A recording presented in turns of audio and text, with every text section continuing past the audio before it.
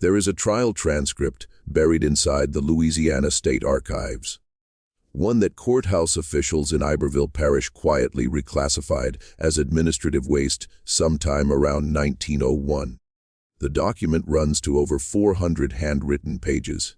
It concerns a woman whose name does not appear in any plantation ledger, any church registry, or any county census between the years 1845 and 1869. Not a single record acknowledges her existence during those 24 years. And yet, when the trial finally began in the autumn of 1869, 23 people, freedmen, former overseers, a parish judge, and 2 members of one of Louisiana's most respected Creole families all testified under oath about the same woman. They described the same face, the same voice, the same specific gestures. A woman who, according to every official record of Magnolia Crest Plantation, had never existed at all. Historians who have examined the surviving fragments of that transcript describe the experience as deeply unsettling. Not because of what was said, but because of what every witness conspicuously refused to say. In 400 pages of sworn testimony, not one person volunteered her name. They said she and her, and the woman and her that we don't say. When the presiding judge finally demanded that a witness speak her name aloud, the man, a freedman named Amos Picard, who had worked the cane fields for 30 years, looked down at his hands for a long moment before saying quietly, "I don't believe saying it in a courthouse will make it any safer, Judge. I truly don't." The trial concluded without a formal verdict. 4 of its witnesses died within 2 years of testifying. The woman at the center of it all was never found. Before we continue with the story of Magnolia Crest and the woman whose name nobody would speak, if you've never been to this channel before, welcome. Here at Liturgy of Fear, we go deep into the forgotten corners of American history. The stories that got buried, reclassified, or simply never told. If this is your kind of content, subscribe and hit that notification bell so you never miss one. And drop a comment right now telling us where you're listening from. What state? What city? We love knowing who's gathered around this particular fire. Now, let's go back to Louisiana. It was the kind of autumn that only exists in the lower parishes of Louisiana. The air still thick and warm well into October. On the cane fields tasseling out golden along the river road, the Mississippi sluggish and pewter-colored under skies that couldn't decide between rain and haze. The year was 1869, and the world that had organized Magnolia Crest Plantation for the previous 4 decades was already gone, replaced by something unfamiliar and unsteady. But to understand what happened in that Iberville Parish courtroom, you have to go back much further than 1869. You have to go back to a particular Wednesday morning in March of 1845, when a woman arrived at Magnolia Crest for the first time, and the silence around her began. Magnolia Crest sat 11 miles south of Plaquemine on the west bank of the Mississippi, and it had been in the Fontenot family since 1802. By 1845, it was one of the larger sugarcane operations in Iberville Parish. Not the grandest, not the wealthiest, but substantial and well, managed with approximately 340 acres under active cultivation and somewhere between 80 and 90 enslaved people working the land. The house, the mill, and the various outbuildings that formed the plantation's small, self-contained world. The Fontenot family itself occupied a particular and somewhat complicated position in Louisiana's social hierarchy. Eaton Fontenot, the patriarch, was third-generation Louisiana Creole, French and Spanish ancestry Catholic, fluent in both French and English, with the kind of careful manners and precise social calibration that Louisiana's planter class had refined over generations. His wife, Celestine Nene Beaumont, was from a family that had come originally from St. Domingue in the 1790s, displaced by the Haitian Revolution, and carrying with them both significant wealth and a particular kind of watchful anxiety that their descendants had never entirely shaken. The Fontenautes kept a house in New Orleans on Esplanade Avenue for the social season and retreated to Magnolia Crest for the grinding months of harvest. They had 4 children by 1845, 2 sons, Remy and Julian, 17 and 14 respectively, a daughter, Marguerite, who was 11, and a youngest boy, Theodore, who was 8 and sickly. The plantation's enslaved community had its own internal structure, as all such communities did. Its own hierarchies, its own specialists, its own memory. There were people who had been at Magnolia Crest since its founding, who had worked under Edine's father, whose grandchildren were now being born into the same fields. Among them, and the person with the most authority, both practical and social, was a man named Solomon Picard, father of the Amos Picard, who would one day refuse to speak a woman's name in court. Solomon was the plantation's chief driver, the intermediary between the Fontenaute family and the enslaved workforce. He was in his mid-50s in 1845, broad-shouldered, deliberate, with a face that people frequently described as impossible to read. He had a wife, Delphine, who worked in the main house as a seamstress, and 3 grown children, of whom Amos was the middle. It was Solomon Picard who first saw the woman arrive. He described it later in a private account that his son Amos preserved, and that eventually found its way into the partial trial record. As an ordinary enough morning, disrupted by something he couldn't immediately name, a wagon came up the river road from Plaquemine, driven by a man Solomon didn't recognize, and it stopped at the far edge of the cane fields, rather than coming up to the house. Solomon walked down to meet it as was customary, when supplies arrived, and found that it carried no supplies. It carried one person, a woman sitting in the wagon bed, among several bundles of personal goods. Watching him approach with an expression he struggled to describe, he wrote only that she looked at him the way a person looks at something they have studied very carefully from a great distance and are now seeing up close for the first time. She was, by Solomon's account, somewhere between 30 and 40 years old, dark complexion, with the kind of features common to Louisiana's most mixed communities. African, French, possibly some native ancestry, or the particular blending that the lower parishes had been producing for generations. She was dressed carefully, neatly, in clothes that were good quality without being fine. She carried herself with a composure that Solomon recognized as one recognizes a skill, as something learned rather than natural. The composure of a person who has decided deliberately to appear composed. She handed Solomon a folded document from inside her jacket. It was a letter on Fontenaute family stationery, in Etienne Fontenaute's handwriting, instructing Solomon to install the bearer in the small cottage of the edge of the kitchen garden, and to extend to her the same courtesies he would to any member of the Fontenaute household staff. It gave no explanation. It gave no name. Solomon read the letter twice. Then he looked at the woman. "And what do we call you?" he asked. She seemed to consider the question for a moment, not as if she didn't know the answer, but as if she were deciding which answer to give. Then she said in a French that was precisely as formal as Solomon's own, "You may call me whatever is practical." He called her nothing. Nobody did for a very long time. The cottage at the edge of the kitchen garden was small, but sound.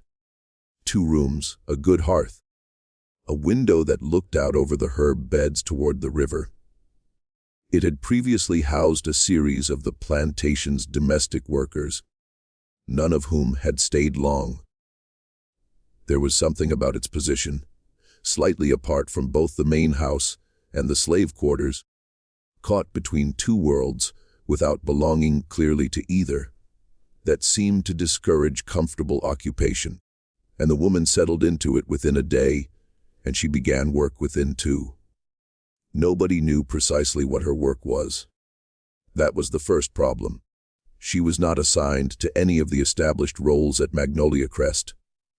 Not fieldwork, not housework, not the mill or the kitchen or the laundry.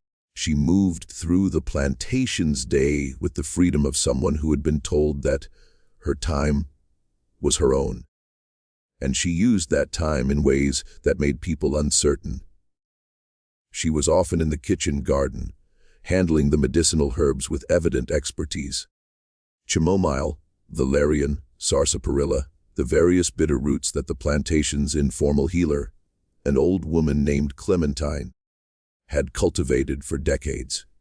She was frequently seen walking the perimeter of the property in the early morning before most people were up, moving at a careful and measured pace as if she were counting steps. She occasionally visited the mill during grinding season and stood watching the machinery with an expression of focused attention that made the mill workers deeply uncomfortable. Most remarkably, she visited the main house, not through the back entrance as domestic workers did, through the front door. Etienne Fontenot himself opened it for her on at least 2 occasions that Solomon observed, and on neither occasion did Fontenot's expression suggest that this was unusual. Within the enslaved community, the uncertainty about her quickly hardened into wariness. The wariness had several sources. The first was simply the mystery of her origin and status. She was not enslaved. That much was clear from her letter and her movements. But she was not free in the formal sense that white Louisianans recognized. And she was not Creole free colored in the way that the parish's established community of free people of color was organized. She occupied a category that had no comfortable name. The second source of wariness was more specific. Old Clementine, who had been the community's healer for 30 years, and who commanded enormous respect, refused to speak to the woman at all after their first meeting. When asked why, Clementine said only that the woman knew things she shouldn't know, and that knowing things you shouldn't know meant you had gotten them from somewhere. And Clementine didn't want to think too hard about where. The third source of wariness was Theodore, Etienne Fontenot's youngest boy, 8 years old and chronically ill. I'd been failing for most of his short life. The parish doctor visited regularly and prescribed the standard remedies of the era: calomel, bloodletting, various tonics, with results that ranged from minimal to actively harmful. By the spring of 1845, Celestine Fontenot had essentially resigned herself to the possibility that her youngest child would not survive to adulthood. This was not an unusual grief for the era. Child mortality was a constant companion in antebellum Louisiana, where malaria, typhoid, and yellow fever moved through communities with an almost seasonal regularity. Within 3 months of the unnamed woman's arrival at Magnolia Crest, Theodore Fontenot began to improve. The improvement was gradual at first. Slightly better color, slightly more appetite, and the persistent fever that had shadowed him for 2 years becoming intermittent rather than constant. By the end of the summer, it was undeniable. By the following spring, the boy who had spent most of his childhood confined to his room was running in the yard. The parish doctor, when confronted with this development, could offer no explanation and prudently declined to inquire too closely into its origins. Celestine Fontenot knew the origin. She had authorized it, had, in fact, initiated it, though the details of that arrangement would not surface until the trial 24 years later. She said nothing publicly. She simply watched her youngest child grow strong, and she'd paid whatever price had been agreed upon. And then she kept her silence with the practiced discipline of a woman who understood that some arrangements require silence to survive. The plantation's enslaved community watched Theodore's recovery with a complicated mix of emotions. The boy's improved health was objectively good news. A sick child's death created its own particular miseries for the people who served the household. But the manner of his recovery troubled people.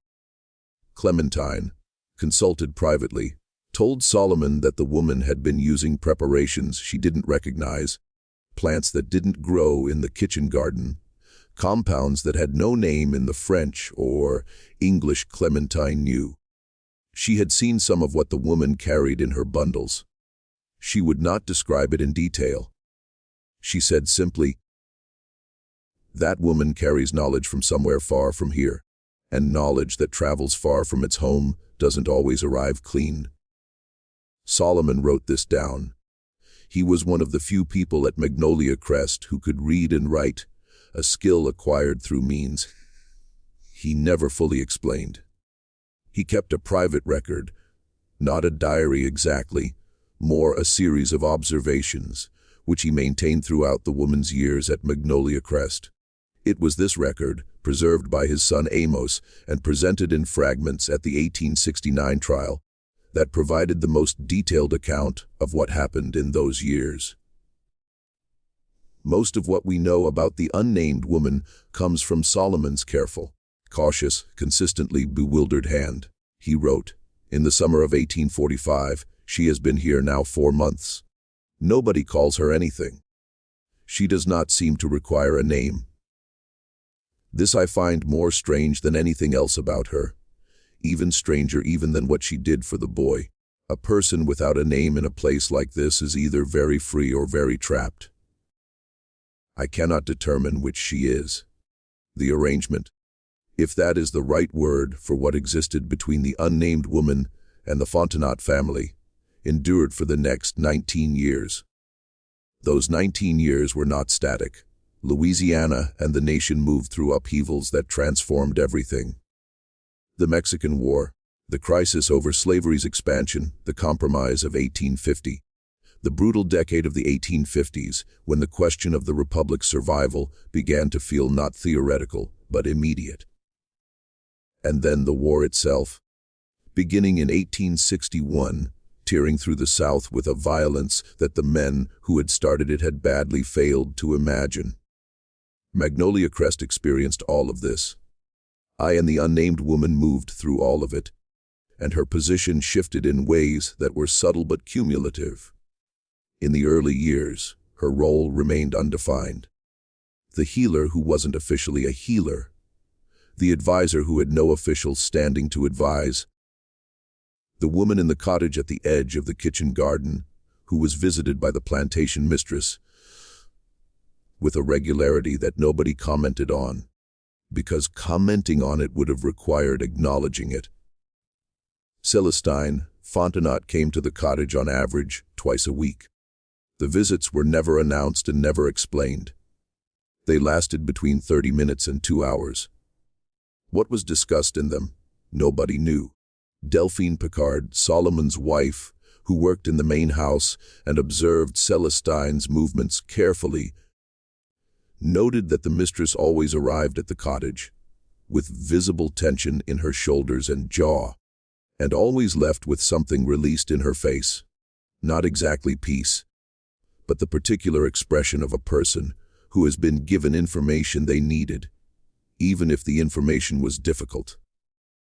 The second Fontenot son, Julian, who was 14 when the woman arrived, developed what Solomon could only describe as an obsession.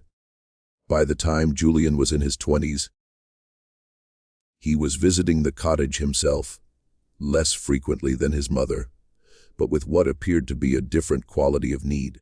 Where Celestine came seeking guidance or remedy, or whatever she found there, Julian came seeking something that Solomon, watching from a careful distance, identified as understanding.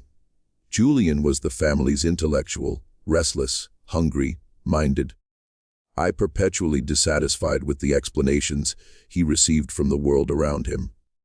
He read voraciously. He corresponded with men in New Orleans and in France. He was the only member of the Fontenot family who had, from the beginning, treated the unnamed woman as someone worth engaging with directly, asking her questions and appearing to genuinely listen to the answers. Whether this was appreciation or appropriation or something more complicated than either, Solomon could not determine. But he noted it. He wrote, Julian Fontenot treats her as if she is a library he has been given private access to. She allows this. I am not certain she allows it because she chooses to or because she has no choice. With her, these two things are sometimes difficult to separate. The eldest son, Remy, who avoided the unnamed woman with a consistency so deliberate it was itself conspicuous. He was 17 when she arrived, 20 when he took a wife, 24 when he took over management of Magnolia Crest's daily operations from his aging father. By his mid-30s, he was running the plantation with efficient, organized competence, and he behaved toward the cottage at the edge of the kitchen garden as if it did not exist. He routed his movements to avoid passing it. He did not speak the woman's name, but then nobody did. And he managed to convey, through posture and eye movement and the particular physics of a man who has decided something, that the entire matter was simply not present in his world. Solomon found this more interesting than any other member of the family's response. So, the man who avoids something that carefully, he wrote, knows exactly what he is avoiding. Then came 1853. In the summer of 1853, yellow fever came up the river from New Orleans with the season's first oppressive heat.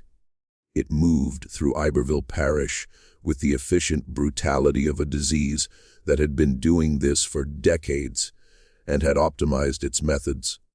Magnolia Crest was not spared. By August, 11 of the enslaved people were dead. 2 of the Fontenot household staff were dead. The parish doctor had long since stopped visiting individual households and was instead doing triage at the courthouse in Plaquemine, where the bodies were accumulating faster than they could be processed. In September of 1853, Marguerite Fontenot, who had been 11 when the unnamed woman arrived, Ellen, was now 19 and recently engaged to a planter's son from Pointe-Coupee Parish, developed fever. What happened over the next 3 weeks is documented in 2 sources. A letter from Celestine Fontenot to her sister in New Orleans, which survives in a private collection, and Solomon's private record. The sources agree on the basic sequence of events. Marguerite's fever was severe and progressing. The parish doctor was unavailable. Celestine Fontenot brought the unnamed woman into the main house. For 19 days the woman did not leave Marguerite's room. She slept on a pallet on the floor, prepared her own preparations in a small brazier she had brought from the cottage, and administered them on a schedule that she kept in her head. She also, according to both sources, talked to Marguerite constantly during the worst of the fever. Not the soothing murmuring of a nurse, but actual conversation, as if she were keeping the girl tethered to consciousness by the thread of words. Marguerite lived. Her fiancé in the house down the river road did not. Remy Fontenot, when he learned that the unnamed woman had been brought into the main house, confronted his mother with a fury that Solomon, working in the yard, could hear through the closed windows. He could not make out words, only the register and rhythm of rage. Remy's voice low and cutting, Celestine's higher and inflexible. The particular music of a family argument that has ancient roots and no clean resolution. After an hour, Remy left the house on horseback and did not return for 3 days. When he came back, he said nothing about it. And the unnamed woman returned to her cottage. Marguerite recovered slowly through the autumn. And Remy Fontenot added one more thing to the list of things he was pretending did not exist. The question of what service the unnamed woman was providing to the Fontenot family and what she was receiving in return became more urgent as the years went on, and the answer remained hidden. She did not age in the way that people expected. This is a statement that requires careful unpacking because it is easy to misread. She was not ageless in any fantastic sense. She aged, but she aged slowly or seemed to in ways that were difficult to account for. When Solomon first saw her in 1845, he estimated her age at 30 to 40. When he next made a careful note of her appearance in 1858, he wrote that she appeared to be somewhat older than when she arrived, but not so much as 13 years would account for. By 1863, when she had been at Magnolia Crest for 18 years, he wrote, "She is old now, but old in the way a well-made thing is old, worn in ways that show use, not in ways that show decay." Others noticed this. It fed the wariness. It fed something that in the quarters had by then accumulated enough weight to be called quietly and carefully fear. The war changed everything, and it changed nothing, which was the particular cruelty of the Civil War in Louisiana. Union forces took New Orleans in April of 1862 and moved upriver through the parishes with a speed that left the planter class scrambling. Iberville Parish fell under Union control in 1863. The Emancipation Proclamation, to whatever its practical limitations, transformed the legal status of Magnolia Crest's enslaved population. And over the following months, the plantation's workforce reorganized itself with a thoroughness that left the Fontenot family's management structures largely intact, but fundamentally changed. Many left. Some stayed, negotiating for wages or sharecropping arrangements that would have been unimaginable a year before. Solomon Picard stayed. Delphine stayed. Amos, their son, now a man in his early 30s, stayed. The unnamed woman also stayed. This was noted. Her staying when she could have left, could have walked away into whatever freedom meant, in 1863 Louisiana, struck people as significant. Solomon wrote, "She has not gone. I asked her why. She said, 'Because I am not finished here.' When I asked what she meant by finished, she did not answer. She has never been a woman who answers questions she finds uninteresting." The Fontenot family contracted. Etienne had died in 1860 from a stroke that the parish doctor attributed to the strain of watching the Republic come apart at its seams. Celestine remained in the main house, increasingly diminished. Ramey took what remained of the family's resources and attempted to maintain Magnolia Crest as a going agricultural operation under the new order with limited success.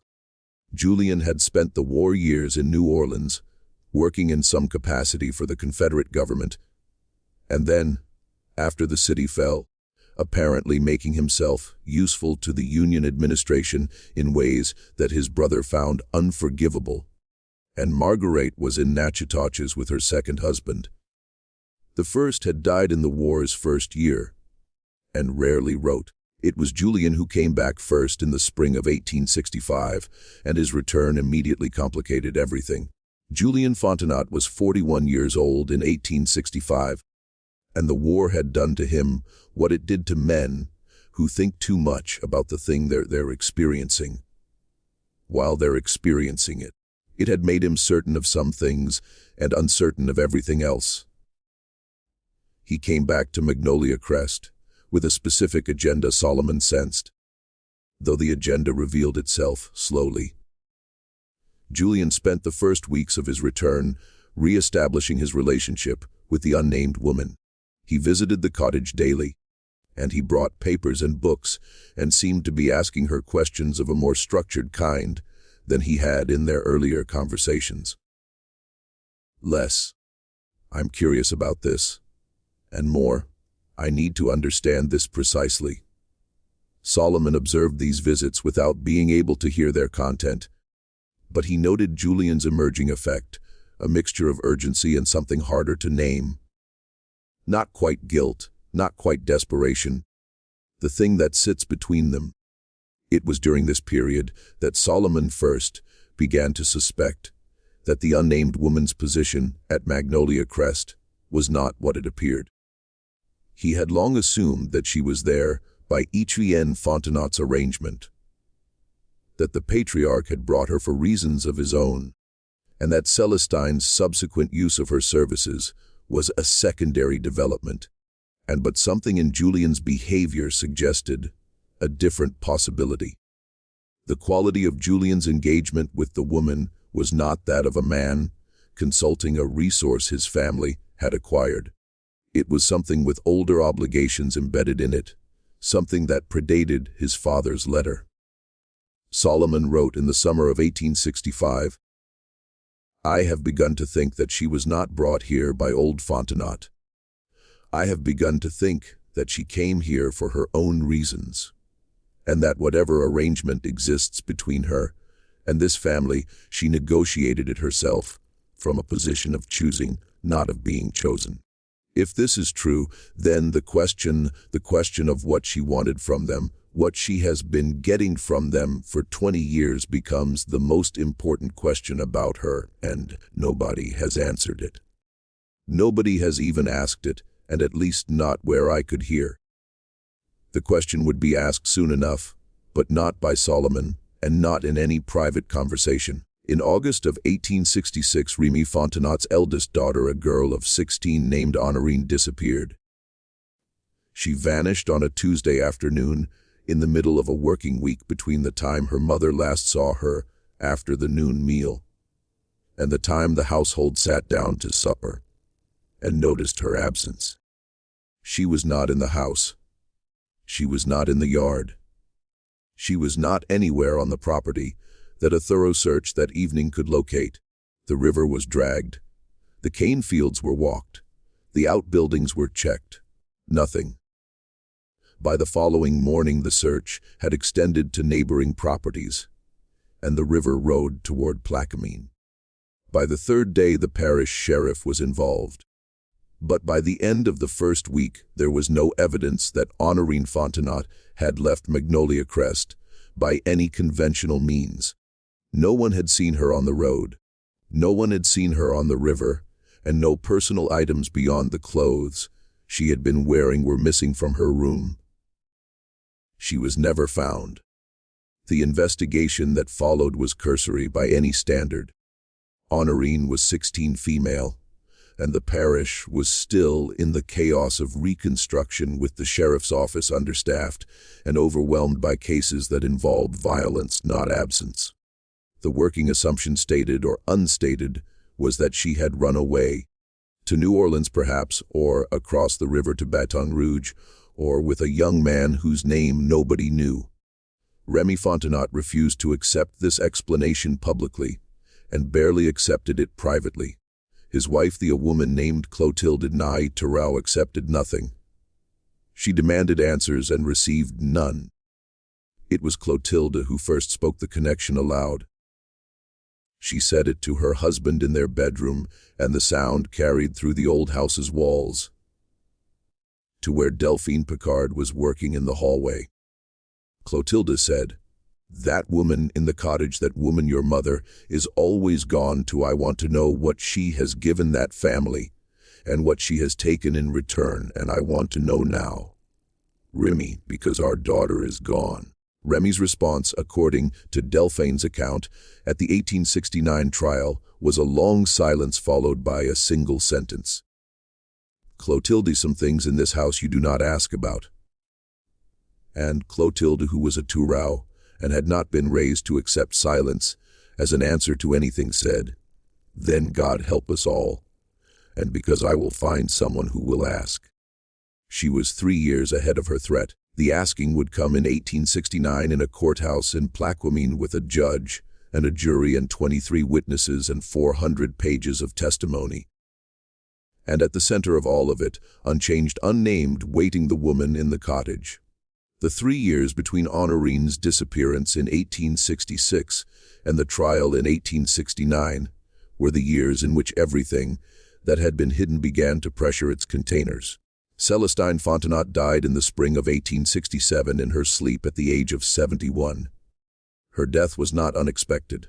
She had been failing steadily for 2 years. But its timing, coming less than a year after her granddaughter's disappearance, sharpened certain edges. At her death, also removed the last who had been present at the Magnolia Crest, who had been present at the unnamed woman's arrival, and who had known the full terms of whatever arrangement existed. We need to talk. Etienne was dead. Celestine was dead. You want Remy? The arrangement's origins were now locked inside two people. Julien Fontenot and the woman herself. I help you now. Remy Fontenot, in the months after his mother's death, began to do something that Solomon had not previously observed him doing. He began to ask questions. Not of the woman directly. Remy still would not approach the cottage, still routed his movements around it with the same deliberate geography he had maintained for 20 years. Changed. But he began to ask questions of the people around him. Of Solomon, of Delphine, of the older freed people who had been at Magnolia Crest long enough to remember things. I have to know who those visitors were. What happened here? And precisely with the controlled effect of a man who was terrified of the answers, but more terrified of not knowing.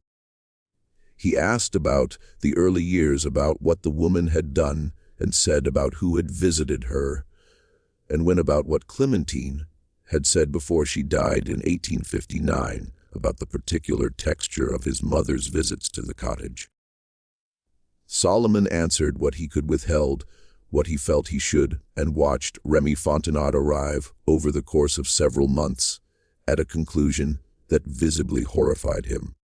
What that conclusion was Solomon did not record directly, but he wrote in October of 1867, Remy Fontenot now knows something he did not know before. I cannot say how much. I can say that it has made him frightened in a way he has never been frightened before, not during the war, not during the fever years, and not when Honorine disappeared. A man who has spent 20 years refusing to look at something, when he finally looks at it, sees everything at once. I do not envy him this. The following month, Remy Fontenot went to Plaquemine and spoke to the parish attorney. He returned without having achieved whatever he had gone to achieve. The parish attorney, a man named Voisin, was not interested in a complaint that amounted to, a woman of uncertain legal status has lived on my property for 22 years, under an arrangement made by my deceased father, may have done something to my missing daughter. My deceased mother knew about it and never told me. Voisin reportedly pointed out that without a body, without a witness to any specific act, and without a clearer articulation of what crime was alleged to have been committed, there was nothing the legal system of Iberville Parish could usefully do. Remy came home, and a week later the unnamed woman came to him. This was unprecedented. In 22 years she had never come to Remy. She had always been the one approached, the one visited, the one sought. But on a November evening in 1867, while Remy was working in the plantation office reviewing accounts, there was a knock at the door, and he opened it, and she was there. Solomon was not present for this conversation, but Remy told him about it the following day in a state of controlled agitation that Solomon had never before observed in a man he had known his entire adult life. The conversation, as Remy described it, was brief. The woman had come to tell him something. Specifically, she had come to tell him that she knew he had spoken to Voisin, and she had come to tell him that if he pursued a legal remedy, things would come out that he would not find comfortable. Things about his family, things about arrangements that had been made over the years in exchange for the services rendered. Things that Remy had benefited from without knowing he was benefiting, which she seemed to feel was not a mitigating circumstance. Remy asked what she wanted.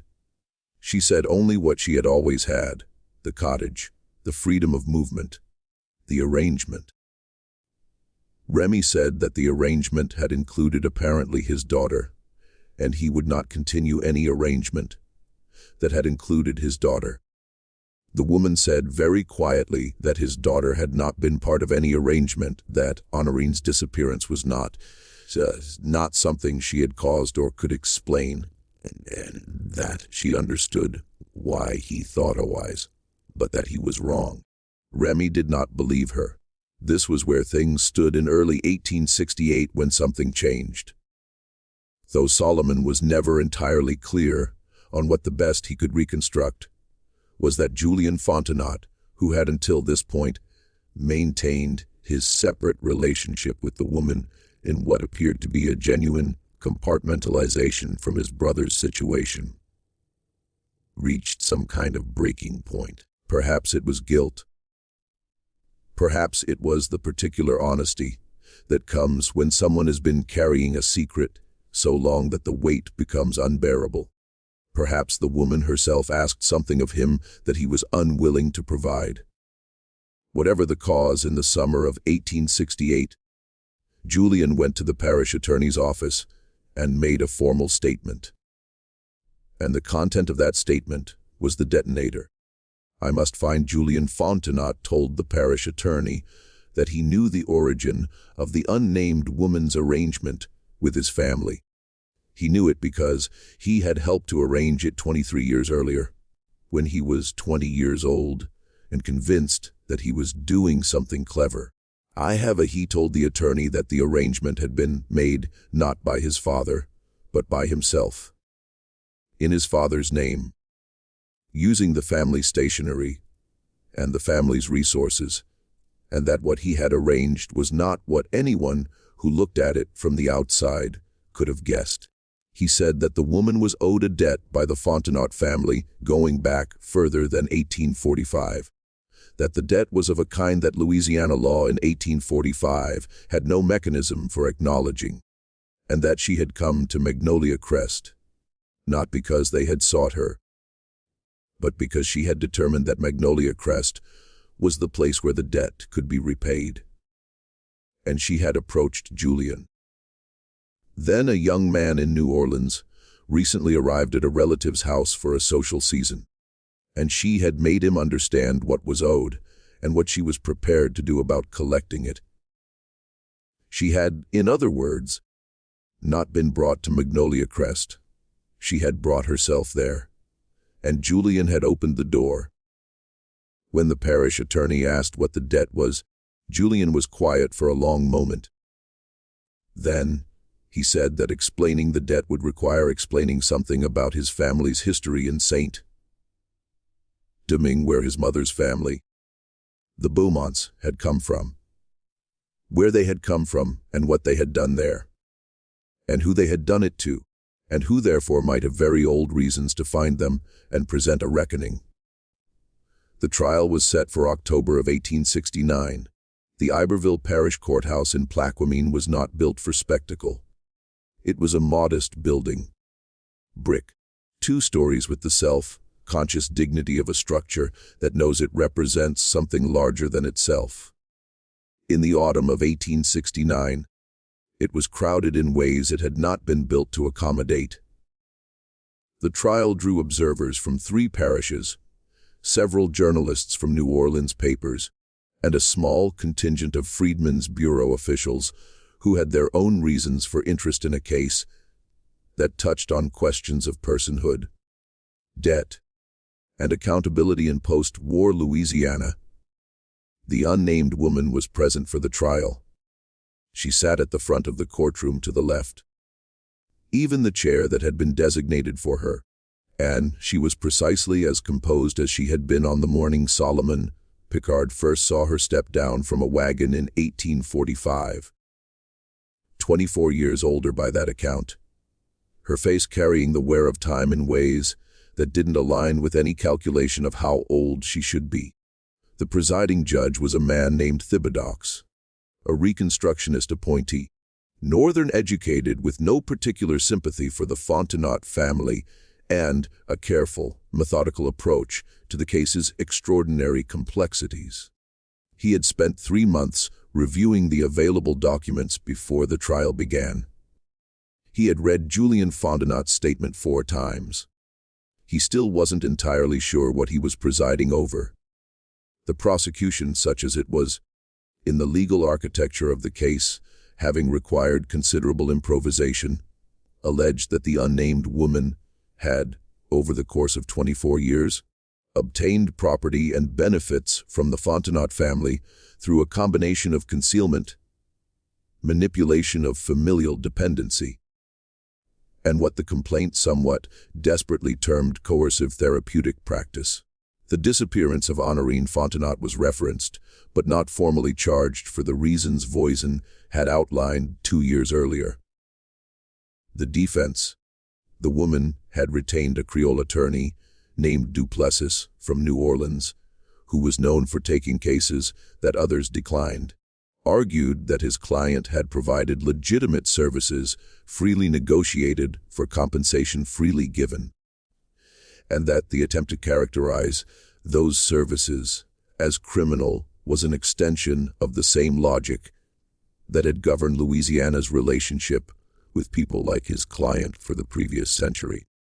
The logic that certain people could not legitimately negotiate, could not legitimately be owed, could not legitimately collect. Duplessis was eloquent.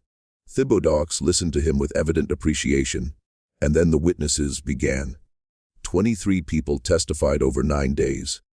Freed people who had known the woman at Magnolia Crest for decades. Former overseers who described her movements and her apparent influence. Members of the Fontenot household who spoke carefully about what they had observed in the main house during her visits. Clotilde Fontenot, Remy's wife. He testified for 3 hours about Honorine's disappearance, and about the conversations she had overheard and the conclusions she had drawn from them. Remy himself testified briefly, reluctantly, with the expression of a man being made to swear to things he would prefer to have forgotten. And Julien Fontenot testified for 6 hours over 2 days, and what he said reshaped the entire case. Julien had inherited from his mother's side fragments of family history that the Beaumonts had brought from Saint-Domingue in the 1790s. The Beaumonts had been among the largest landowners in the north of that island, now Haiti, in the years before the Revolution. They had enslaved hundreds of people.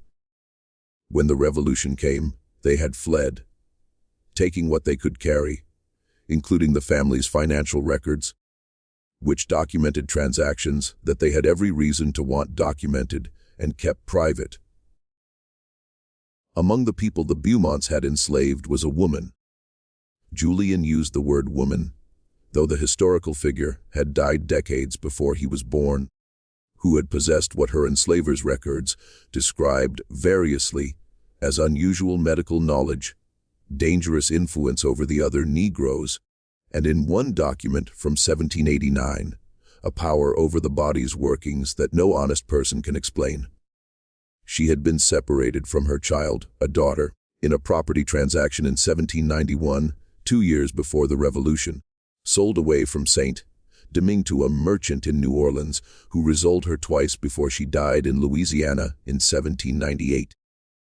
The daughter had survived the revolution in Saint-Domingue, had found her way eventually to New Orleans, and had built a life of sorts in the city's complex, free black community. And the daughter's daughter, and her daughter, and hers. Julien traced it as carefully as he could with the documents his mother had inexplicably preserved, had maintained a particular knowledge about the Beaumont family's whereabouts, about what was owed, about what had been taken. The woman in the chair at the front of the courtroom was, if Julien's reconstruction was accurate, the great-great-granddaughter of the woman the Beaumonts had sold away in 1791. She had come to Magnolia Crest to collect, not violently, not dramatically. She had come to collect in the way that someone collects a debt that is compounded over 3 generations, carefully, patiently, and with absolute certainty that the collecting would be done. She had provided real services. The healing was real, the knowledge was real. The preparation that had kept Theodora alive and brought Marguerite through the fever was real. The guidance that Celestine Fontenot had sought twice a week for 2 decades was real. She had provided these services in exchange for what the Beaumonts had long since forfeited any right to withhold. money, security, and the specific legal documentation. Deeds, financial instruments, registered agreements, that she had been quietly accumulating with Julian's knowing assistance over the course of 19 years. When Julian finished testifying, the courthouse was silent for a long moment. Then the judge asked the question that had been waiting in the room since the trial began. He asked about Honorine, and Julian Fontenot's composure, which had held for 6 hours, fractured visibly. He looked at his hands. He looked at the ceiling. He looked briefly at the woman in the chair, who looked back at him with an expression that several witnesses later described in strikingly similar terms. Not cold, not cruel, but with the patient quality of someone who has long known this moment was coming and has simply been waiting for it to arrive. Julian said, "Honorine found the documents that the woman had been accumulating, the deeds, the financial instruments, the registered agreements. Honorine, 16 years old, curious, familiar enough with the plantation's office to know where papers were kept, had found them, had understood enough of what they meant to be frightened by them, had panicked, had run, not been taken, had run to New Orleans.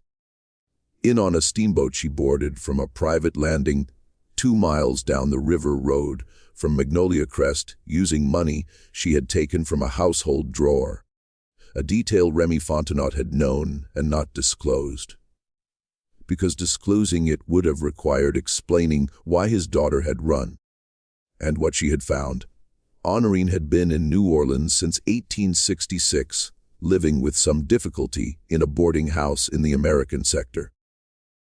She had not contacted her family because she did not know how to explain what she had found, and because she was not entirely certain her family would believe her, and because somewhere in her 16-year-old reckoning she had concluded that what she had found was something she was not supposed to know, and that the safest thing to do with knowledge you're not supposed to have is to remove yourself from the situation in which you acquired it. She was, when Julian made this disclosure, 20 years old, alive and findable. The Freedmen's Bureau officials in the courthouse took note of the address Julian provided and made their own arrangements. The woman in the chair listened to all of this. When the judge asked if she had anything to add, she said in French, in the formal register she had apparently maintained for 24 years. The girl was frightened. I understand why. I had not wanted her to find those papers yet. But I had not harmed her. I would not have harmed her. I am not in the business of taking people from their families. She said this with enough weight on the last sentence that everyone in the room understood its additional dimension. She was not in the business of taking people from their families. The Beaumonts had been in that business. The difference her tone suggested was one she took seriously. The trial concluded on October 22, 1869, without a formal verdict. Judge Thibodeaux determined, after 3 days of deliberation, that the charges as filed did not constitute a cognizable offense under Louisiana law, as it existed in 1869, and that the legal instruments the unnamed woman had accumulated were in his assessment validly executed and enforceable. He dismissed the case. Remy Fontenot contested this determination through every available avenue for the next 2 years, and with diminishing success, and at considerable expense. The documents stood. The deeds stood. What the Fontenot family retained of Magnolia Crest, after the agreements were honored, was a substantially reduced property, enough to continue operating barely as a sharecropping arrangement. But nothing like the plantation that Etienne Fontenot had run at its height. Clotilde Fontenot traveled to New Orleans in November of 1869 and found her daughter. Honorine came home to Magnolia Crest for a visit that lasted 3 weeks. She did not stay. She was 20 years old and had been living independently for 3 years and whatever she had seen in those 3 years New Orleans in the late 1860s was no gentle environment, had made her someone who could not simply resume the position of a daughter in her father's house. She eventually settled in Baton Rouge, married a schoolteacher, and lived by the available records an unremarkable and apparently contented life. She never discussed the documents she had found. She never, as far as anyone could determine, spoke the unnamed woman's name either. Julian Fontenot left Louisiana in 1870 and did not return. He spent several years in Europe, Paris primarily, and then moved to the Caribbean to Martinique, where he died in 1891. His obituary in the New Orleans Picayune described him as a man of letters and mentioned his Louisiana origins without particulars. The unnamed woman left Magnolia Crest in the spring of 1870. She left on a Wednesday morning as she had arrived on a Wednesday morning 25 years before. Solomon Picard watched her go. He was elderly by then, his hands giving him trouble, his record-keeping grown sparse. He wrote one final entry about her. She left today. She carried no more than she came with. She did not say goodbye. I did not expect her to. Goodbyes belong to people who are leaving something unfinished. Whatever she came here to do, she finished it. I hope what she carries away from this place is lighter than what she carried in. I think it might be. I think that was the point. Where she went nobody at Magnolia Crest knew. There are no records of her in Iberville Parish after 1870. There are no records of her under any description that fits in the Louisiana State Archives for the years following. She moved as she had lived outside the documentary reach of the institutions that were supposed to track everyone. She had spent 25 years being the woman whose name nobody spoke.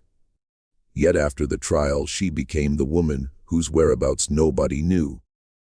Whether these two conditions were in her experience different things, freedom or continuation of the same invisibility, is a question the record cannot answer.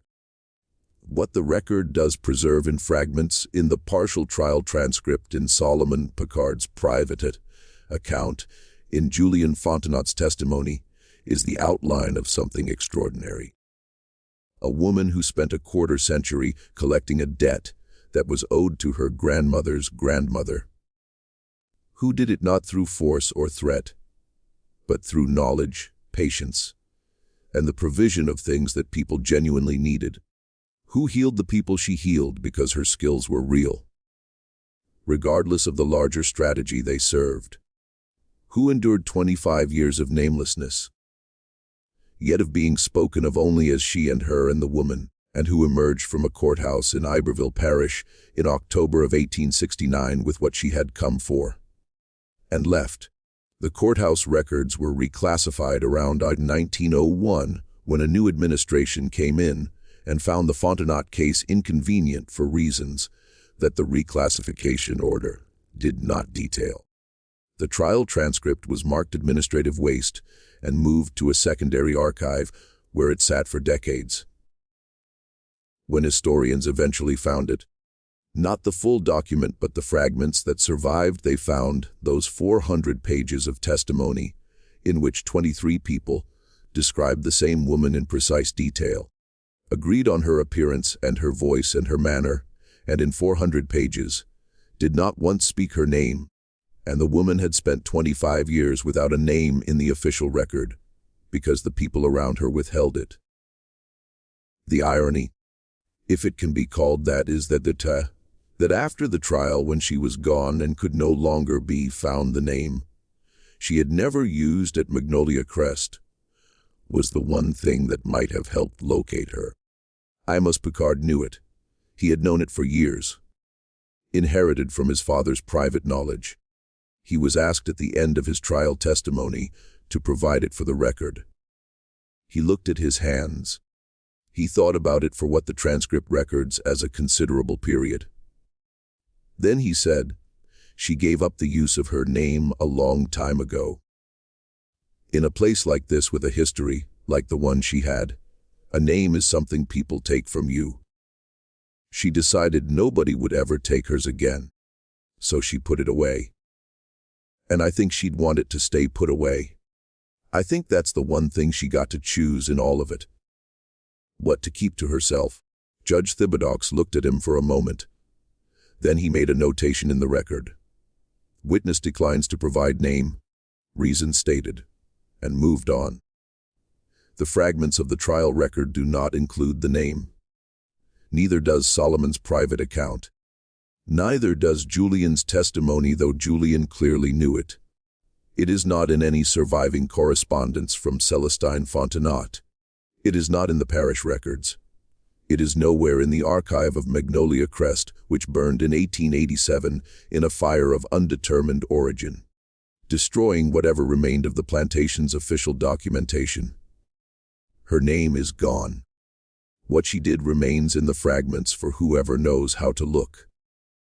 And this raises the question, the one that Amos Picard's refusal to speak in the courthouse has kept open for 150 years, of whether the silence around her was always a cage, or whether some part of it in the end was a door. This mystery shows us something about the distance between what history records and what history contains. The people who moved through the official world like ghosts, not because they were powerless, but because they had learned that invisibility was sometimes the only form of agency available. The unnamed woman of Magnolia Crest walked through 25 years of official silence and emerged from it with what she had come for. The silence didn't erase her. She used it. What do you think of this story? And do you believe everything was revealed? Or do you think there are layers here that the trial record, even in its fragments, couldn't hold? Leave your comment below. Tell us what you make of Amos Picard's refusal or of Julian's decision to speak after 20 years of silence, or of the woman's own choice about her name. We read every comment. If you want more stories like this one, stories that ask you to look at history sideways, to find the things that were hidden in plain sight, subscribe to Liturgy of Fear. Hit the notification bell and share this video with someone who loves the dark corners of the past. We'll see you in the next one.